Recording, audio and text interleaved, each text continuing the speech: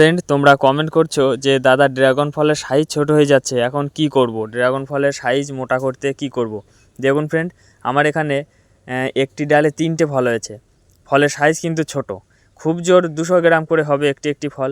আমি আমার ছাদ বাগান আরেকটু ঘুরে দেখাচ্ছি। দেখুন ফ্রেন্ড, আমার গাছের ফলের সাইজ কেমন। ফলের সাইজ খুব জোর 200 থেকে 250 গ্রাম কিংবা 300 গ্রামের ভিতরে। এবার কিন্তু ফলের সাইজ খুবই ছোট। আমি তোমাদেরকে ওজন করে দেখাচ্ছি, দেখি কীরকম ওজন হয়। আমি মাঝারি ধরনের ফল নিচ্ছি। দেখুন, এখানে 265 গ্রাম, একটি ফলের ওজন 265 গ্রাম। ফ্রেন্ড, আমি আর একটি ফল ওজন করে দেখব কতটা ওজন হয়।